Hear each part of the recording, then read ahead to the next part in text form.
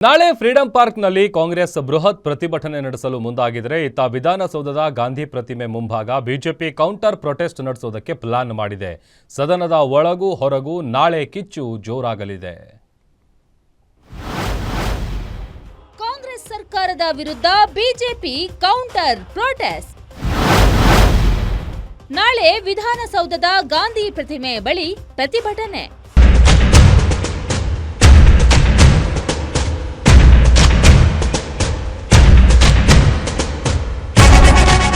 VBG Ramji ವಿರುದ್ಧ ಕಾಂಗ್ರೆಸ್ ಹೋರಾಟಕ್ಕಿಳಿದಿದ್ರೆ ಇತ್ತ BJP ಮತ್ತು ಜೆಡಿಎಸ್ ಕೌಂಟರ್ ಪ್ರೊಟೆಸ್ಟ್ಗೆ ಸಜ್ಜಾಗಿದೆ.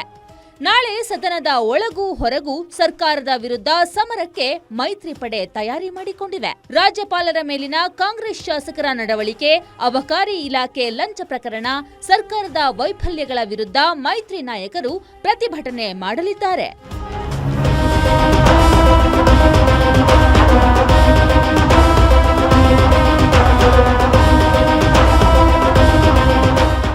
ಅಧಿವೇಶನಕ್ಕೂ ಮೊದಲು ಗಾಂಧಿ ಪ್ರತಿಮೆ ಎದುರು ಪ್ರತಿಭಟನೆಗೆ ಸಜ್ಜಾಗಿರುವ ಮೈತ್ರಿ ಪಡೆ ಪ್ರಮುಖವಾಗಿ ರಾಜ್ಯಪಾಲರ ವಿಚಾರವನ್ನಿಟ್ಟು ಕಾಂಗ್ರೆಸ್ನ 4 ನಾಯಕರನ್ನ ಅಮಾನತಿಗೆ ಆಗ್ರಹಿಸಲಿದೆ.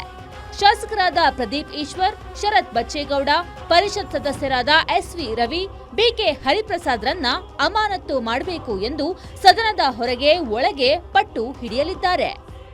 ಮತ್ತು ಸಂವಿಧಾನದ ಮುಖ್ಯಸ್ಥರಾಗಿರ್ತಕ್ಕಂಥ ಗವರ್ನರ್ ಅವರಿಗೆ ಕರ್ನಾಟಕ ರಾಜ್ಯದಿಂದ ಹೊರಹೋಗಬೇಕು ಅಂತ ಆಡಳಿತ ಪಕ್ಷದ ಕಾಂಗ್ರೆಸ್ನ ಅನೇಕ ಜನ ಶಾಸಕರು ಗವರ್ನರ್ಗೆ ಧಿಕ್ಕಾರವನ್ನ ಕೂಗಿದ್ದಾರೆ.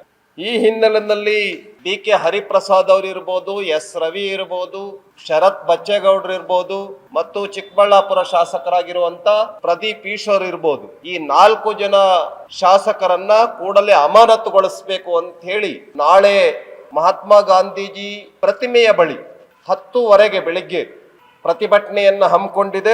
ಒಟ್ನಲ್ಲಿ ನಾಳೆ ಬೆಂಗಳೂರಿನಲ್ಲಿ ಕಾಂಗ್ರೆಸ್ ಬಿಜೆಪಿ ಪ್ರತಿಭಟನೆ ಜೋರಾಗಲಿದೆ. ಬಿಜೆಪಿ ಹೋರಾಟಕ್ಕೆ ರಾಜ್ಯ ಸರ್ಕಾರ ಯಾವ ರೀತಿ ಕೌಂಟರ್ ಕೊಡುತ್ತೆ ಅನ್ನೋದೇ ಕುತೂಹಲವಾಗಿದೆ. ಕವನ Shivanna, political bureau, guarantee news.